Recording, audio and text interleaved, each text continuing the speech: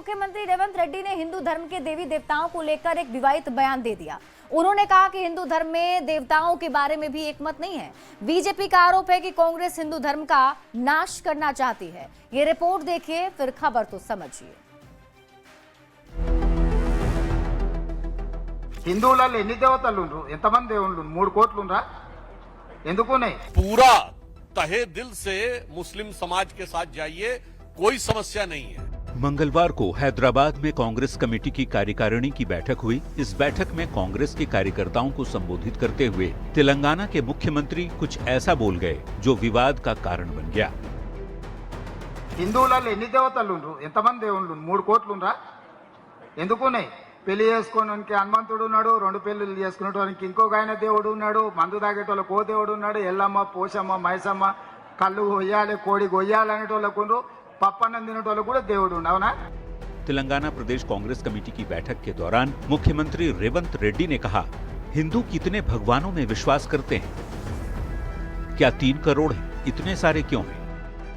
कुंवारे लोगों के लिए एक भगवान है हनुमान, 2 बार शादी करने वालों के लिए एक और भगवान है, और शराब पीने वालों के लिए एक अलग भगवान है। हर एक समूह का अपना एक भगवान है।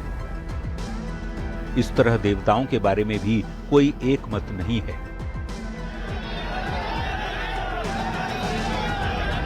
रेवंत रेड्डी के इसी बयान से बीजेपी आग बबूला हो गई और कांग्रेस पर हिंदुओं की आस्था को चोट पहुंचाने का आरोप लगाया।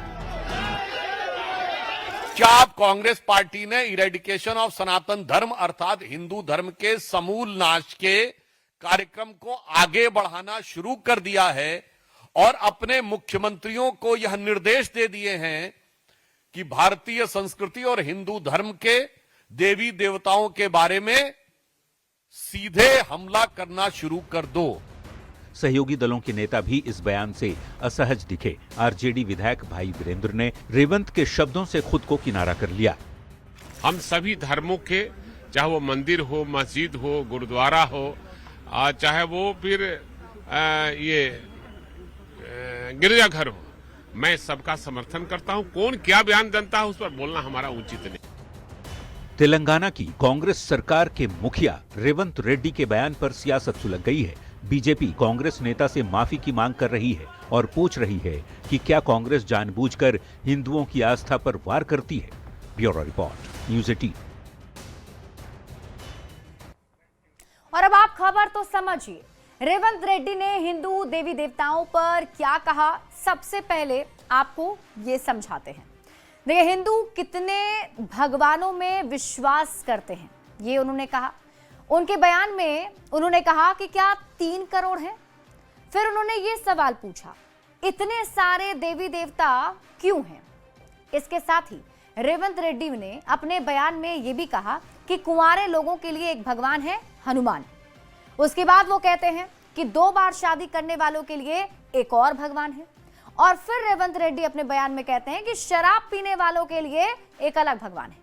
हर एक समूह का अपना एक भगवान है, और इस तरह देवताओं के बारे में भी कोई एक मत हिंदू में नहीं है। बड़ी बात यह है कि रेवंत रेड्डी कांग्रेस के कोई पहले नेता नहीं हैं जिन्होंने सनातन या फिर हिंदू देवी देवताओं पर सवाल उठाया है। तो आइए जानते हैं कि किस किस ने अब तक क्या क्या कहा है। सबसे पहले आपको बताते हैं, हिमाचल के सीएम सुखविंदर सिंह सक्खू ने नवंबर 2025 में कहा था, राधे राधे या नमस्कार। राधे राधे क्यों बोल रहे हो? राहुल गांधी ने 5 मई 2025 को ही राम को पौराणिक पात्र बता दिया था। तो ऐसे बयान जो है वो लगातार कांग्रेस के नेताओं की तरफ से दिए जाते रहे, और यही वजह है कि इस पर बवाल मचा हुआ है। और बवाल इसलिए भी क्योंकि बीजेपी इसे अपमान कह रही है। अब ये समझना जरूरी है कि क्या इन नेताओं ने किसी और धर्म पर कोई ऐसी विवादित टिप्पणी की है क्या? तो जवाब देख लीजिए। सबसे पहले आपको बताते हैं, रेवंत रेड्डी का नाम देख लेते हैं। हिंदू धर्म पर इन्होंने कहा है, लेकिन इस्लाम, सिख और ईसाई पर इन्होंने अब तक कोई बयान नहीं दिया। राहुल गांधी हिंदू धर्म पर बोलते हैं, लेकिन इस्लाम, सिख, ईसाई पर कुछ भी अभी तक उन्होंने ऐसा बयान नहीं दिया है। दूसरे नेता सुखविंदर सक्खू, जो कि हिंदू धर्म पर बोलते हैं लेकिन इस्लाम, सिख, ईसाई पर कुछ नहीं कहते। फिर इसके बाद बात कर लीजिए कार्ति चिदम्बरम की, जो कि हिंदू धर्म पर तो खूब बोलते हैं लेकिन इस्लाम, सिख और ईसाई पर कुछ भी नहीं बोलते। अब आप जरा सवालों के जरिए खबर को समझिए। हालांकि देखिए प्रियंक खरगे भी कांग्रेस के नेता हैं, प्रियंक खरगे, और वो भी हिंदू धर्म पर तो उन्होंने बयान दिए हैं लेकिन इस्लाम, सिख और ईसाई धर्म पर अब तक उन्होंने कोई बयान दिया नहीं है। लेकिन अब आप सवालों के जरिए खबर को समझिए। बार बार सनातन पर हमला क्यों हो रहा है? सवाल ये भी कि हिंदू देवी देवताओं का अपमान आखिर क्यों किया जा रहा है?